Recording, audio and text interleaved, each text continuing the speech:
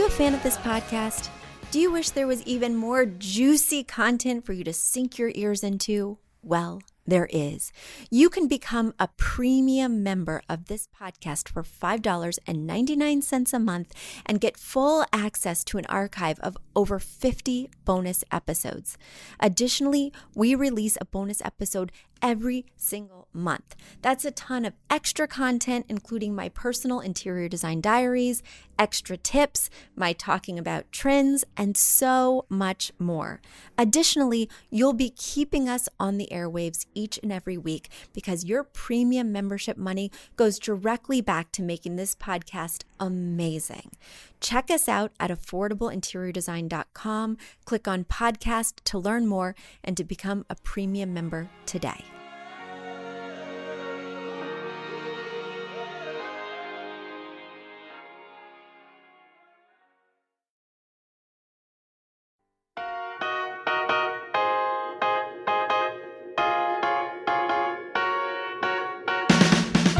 You don't need a high-end designer or a lot of money to get a luxe look. Be your own interior designer. This is Affordable Interior Design, the podcast. Here's your host, Betsy Helmuth. Now that we are at the tail end of February, I am almost giddy with excitement. I can feel, taste, smell spring in the air. Is anyone else getting really pumped? Because I know coronavirus will still be upon us. I know the new strains, all the things, the reactions to the vaccine, even though sign me up when it's my turn, my arm is raised and ready. But there's a lot going on. And I know that's not going to go away just when the season changes. But this season has got to change. It has been filled with snow and cold and isolation, and it makes me feel even more trapped in my beautiful cage, this home in Westchester, which I love, but I'm a little over it now. And the other night at dinner, we were talking about where we'd want to go on vacation. The minute COVID is over, like, where are we going? My answer to that is not where am I going? It's where am I not going? I will be going everywhere, doing everything. I want to travel for a year. So if you hear me say on this podcast that I'll be taking a year sabbatical, you know what I will be doing. I'll be trading in this house for an RV and just getting the hell out of Dodge. I need some new scenery. I need some new inspiration. But really, maybe that RV thing's not working out because I need Europe. Does anybody else feel that? That, like, even the confines of the United States is just not far away enough. I need another continent. I'm fine with South America, Europe, Asia. No Antarctica, please. I am cold enough as it is. All right, guys, I'm very excited to dig into the old mailbag today. I'm as hopeful for your letters as I am for spring. Did that inspire you at all? Okay. Speaking of inspiring you, remember we have that Show Me the Love competition going on right now. So if you go over to podcasts, either the app on your phone, or if you go online to Apple Podcasts and put in Affordable Interior Design, give us a 5-star review anytime between February 14th and March 14th, then I will be selecting 2 people who did that to win the value pack, which is my trio of 3 online classes as well as a signed copy of my book. It's a $99 value for 2 people who take 2 minutes, quite literally, and go to this site and leave us a 5-star review. It really does make a big difference. It really helps our podcast to get more visibility. And we could all use a boost this time of year, right? I know I could personally, but also this will be the nice professional boost that I need. So please go over there, write a 5-star review. We will be picking at random 2 winners, and I can't wait to announce them on or around March 14th, which happens to be my son's birthday. So there we go. All right, without further ado, let me dig into this mailbag. We've got questions for days. All right, my first question comes from Kara. Kara writes, "Hello, Betsy. I'm wondering about some business advice. I've recently started a business decorating vacation rental properties. Not many people have shown interest in my offerings. Not even with a complimentary beta testing. Some things I'm doing to get known include Instagramming 2 to 3 times weekly, active and generous participation in Facebook vacation rental groups, blogging 2 to 3 times a month, and putting pictures of projects that I've done on my website. In polling vacation renters, I see 2 main issues leading to the lack of clients for me. Number 1, many don't understand how they can make more money with great decorating, and they're satisfied with their lackluster decor. 2, perhaps my offerings aren't of interest. Maybe I should consider creating a course, maybe an ebook, so that owners can learn for themselves. Any business advice for next steps I could take would be very helpful. Thank you, Kara. P.S. How are you and your family? Is school okay for your kids? I hope all is well. Thank you so much for sharing your amazing knowledge. Your podcast is the best. You know what? Just to answer that last question first, Kara, thank you for asking about me. We all know that wintertime is not my best time, so I'm muddling through somehow. But I've got lots of exciting stuff with my business. Your business question kind of lights up that part of my brain. And so I really take this opportunity when everything is so cold and I don't want to be outside to kick it into overdrive with my hustle.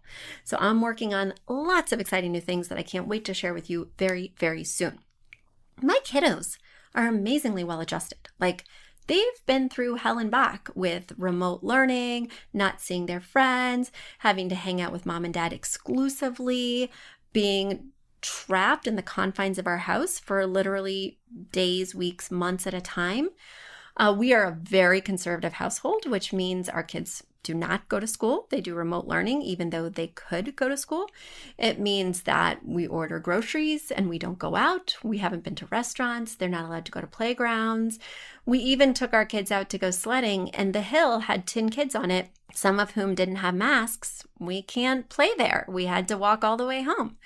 So they have just an amazing spirit, even in the face of all this adversity. They're 8 years old and 9 years old, which I think is very helpful because they're easily entertained, they're easily incentivized with candy, and they still like to hang out with mom and dad. So the idea of spending all day watching movies with us, cuddling, playing board games is still really exciting for them. I do feel fortunate in that way because they're also old enough to be somewhat self-sufficient, so they don't need us to be around all the time. But it's been a lot. It's been a lot. I bet a lot of you can relate to what I just said, and I am sorry for all that we're going through. And of course, a lot of people have it much, much, much, much worse. So it's also been that kind of introspective, melancholy time. But one thing it has taught me, and I hope it has taught you too, Kara, is that home is more important than ever. Whether it's feeling at home when you go on vacation and really getting that respite and that escape, or whether it's knowing that home is your safe space and hunkering down and making it truly beautiful, making it truly a sanctuary, having that Zoom background look on point so you're professional no matter where you are. I just think that in times of crisis, whether it's a financial crisis or a pandemic or whatever, home just becomes more important than ever. And I also think interior design as an industry becomes more important than ever. So I am tapped into my mission, tapped into my calling, and am driving my business bus from that point of view, that we are making a difference. We are changing people's lives. People need us. People are trapped in homes that they don't like. Not okay. All right, pivoting to you. I love all that you have tried. I loved that you sunk your heart and soul into this endeavor. One issue I have with this is that if you think about the number of people who do Airbnb or VRBO, owners who put their spaces up, it's not a huge percentage of the world, right? It is a large percentage, but not a huge percentage, right? And if you imagine that at most you will reach 5% of those people, it's a pretty small pool. Now, I don't know how much you need to make per month, per year, but you've niched down in a beautiful way. But when you find that niche is unresponsive to your offerings, it's time to pivot. Don't beat a dead horse, right?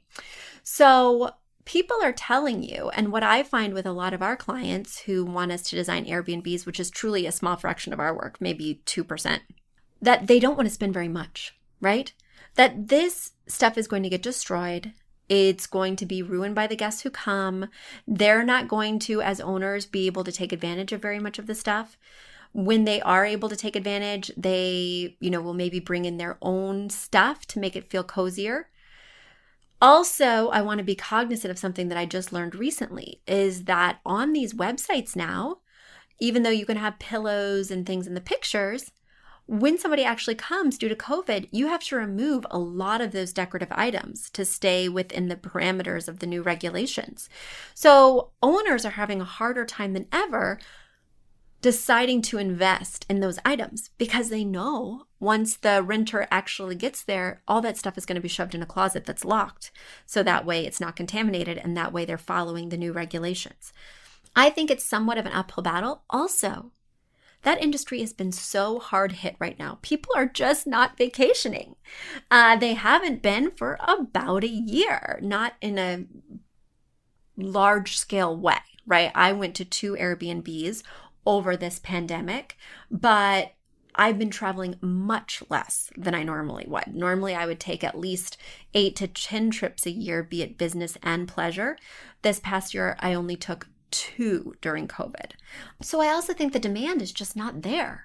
People are having to lower the rates in order to incentivize people to come. They're having to get rid of all the accessories in order to stay within codes, and they're just not seeing the value. They just aren't seeing the recoup on their investment, and they're not willing to sink more money in. That is what is key about creating a business, is that you're listening, which I love. I see you doing that in your email. You're listening to what people are asking for, but then you need to pivot. Brooke Shields had this amazing saying. I don't know where I read it or saw it, even though I have read her autobiography.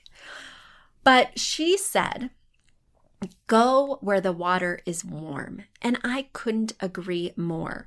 Go with what's working. Be nimble and quick. Quick anecdote, before COVID, virtual interior design packages were 5% of our portfolio. They were 5% of what we did.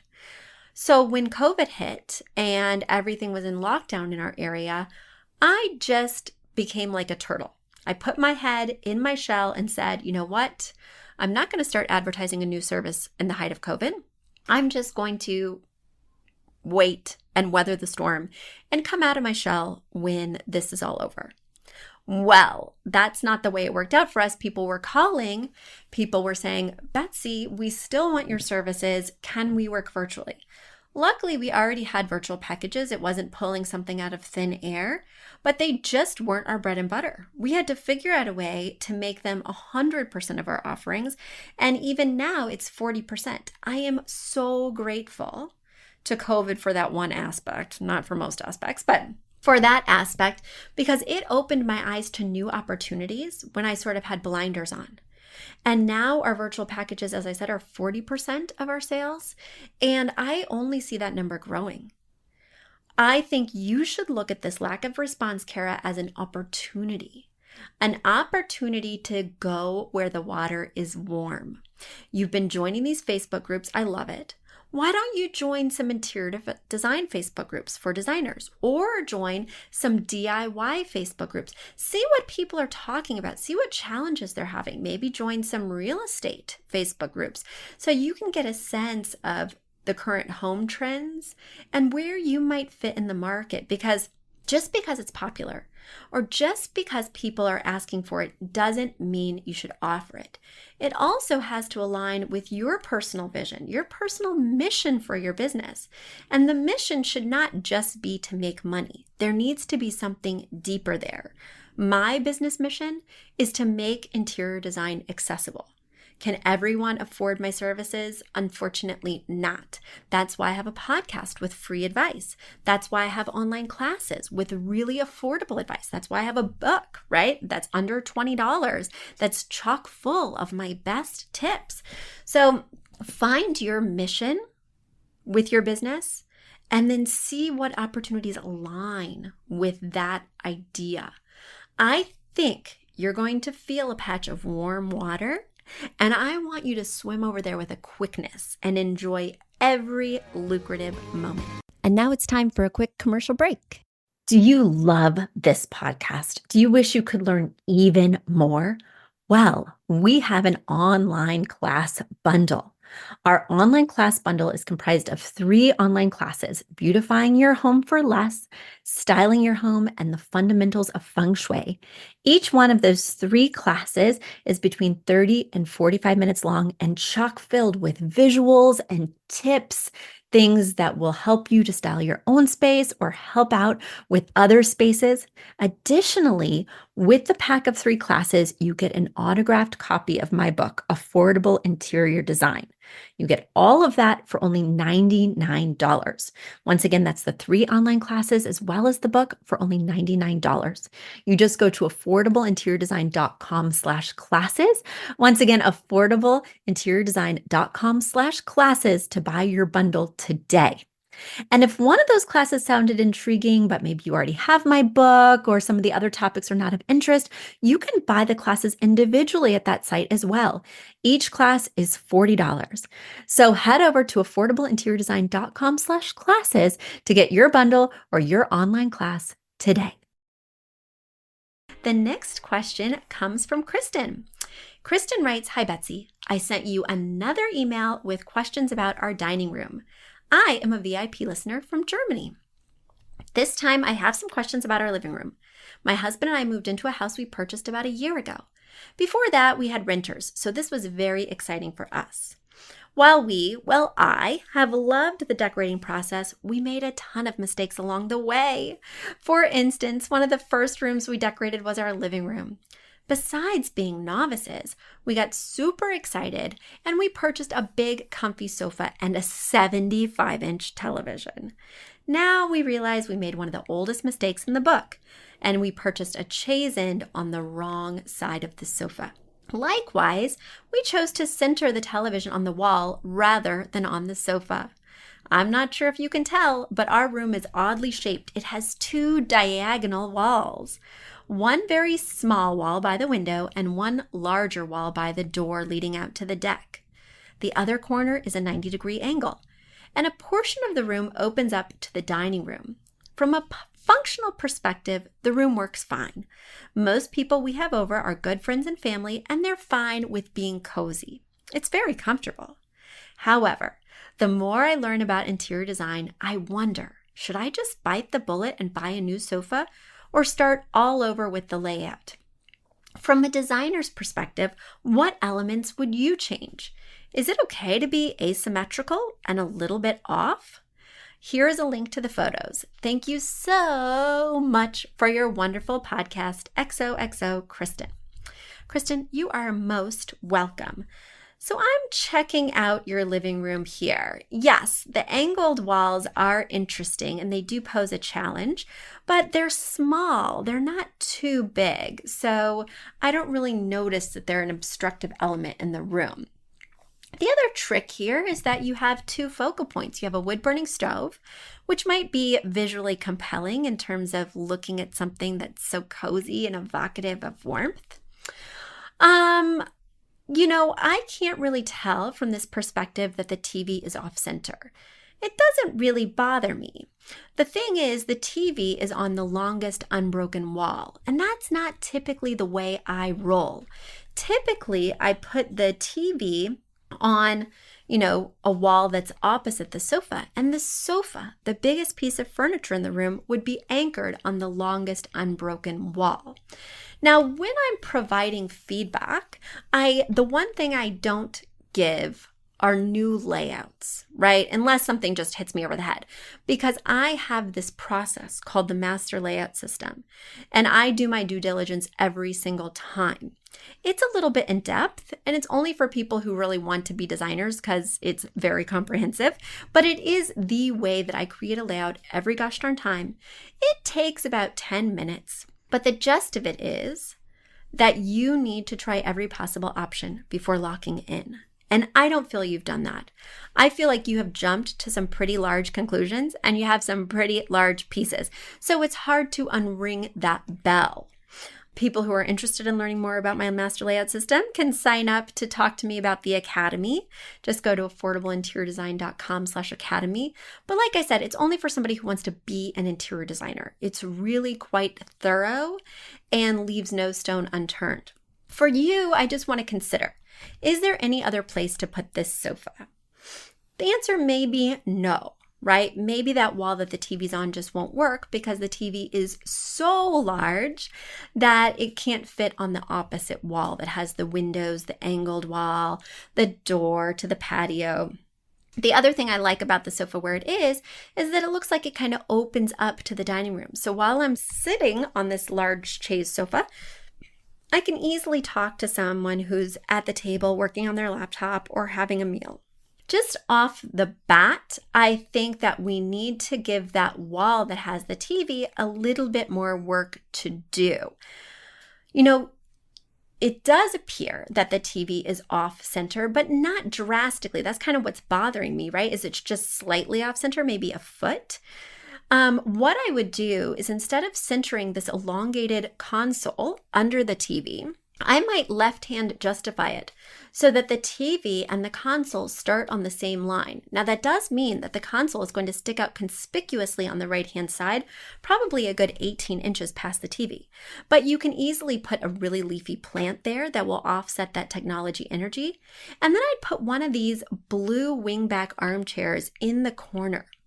I think that will help it to visually make sense as to why there's so much space left on this wall. It's to create a cozy seating area.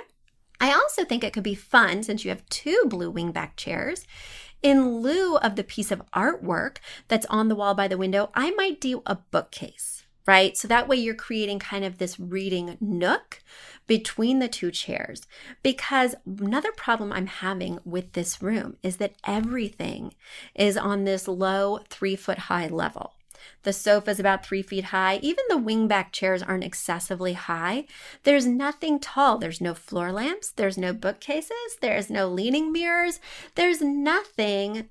Not even the wood-burning stove is all that tall. So I think we really need something to help draw our eye up, to give the space some undulation, some dynamic visual interest. Those are just my first instincts when I look at this room. Also, maybe a little more color besides just the blue wingbacks. Maybe swapping out a couple pillows on the sofa to make it look a little bit fresher, a little bit more inviting. And maybe those pillows would have the blue as well as a couple of other colors, because right now I'm really not seeing an inspiration piece. Nothing that has 3 Roy G. Biv colors or more. And that is bringing me down. It's adding to the drabness that I'm feeling when I look at this room. All right, well, those are some words of wisdom from over here in the States. Thanks for being a premium member, and thanks for writing in from Germany. All right, everyone, it has been such a pleasure talking with you again this week. There's lots more to dive into. But before I sign off this week, I want to remind you that I have the Show Me Some Love competition. Write a review, win a value pack. I can't wait to pick out 2 names, but make sure you write that review between February 14th and March 14th, because that is the window of time from which I will be drawing 2 names to win that awesome $99 value prize. Guys, it has been a pleasure. It's always a pleasure. Love talking to you. So keep me posted. Write in with your questions, info@affordableinteriordesign.com. Stay warm, and I'll be back with you next week. Bye. You've asked for it, and we have answered the call. For years, you've been saying, Betsy, you're talking about all these great design concepts, but we can't visualize them. You're describing the picture that the listener sent in of their problem, and we wish we could see that picture too. After all, a picture is worth 1,000 words, and I do my best to describe them, but there's nothing like seeing it for yourself. And that's why Affordable Interior Design, the podcast, now has a YouTube channel. Not only do we have a YouTube channel where you could see recordings and clips of these podcast episodes, we also have an Instagram, a Facebook, and so many other exciting things. You should check it out. Head over to affordableinteriordesign.com/links. Once again, affordableinteriordesign.com/LINKS links. And when you go there, you will see links to our YouTube page, our Instagram page, our Facebook page, and more. Please check it out, follow and subscribe so you can see everything I'm talking about.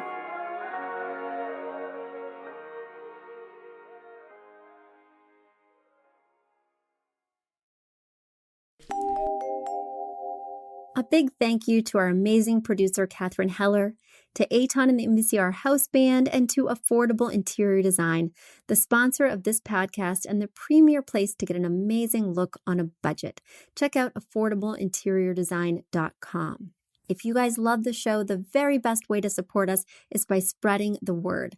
tell your friends, or write us an awesome review on iTunes. So until next week, guys, thanks so much for joining us, and I'll talk to you soon. Bye.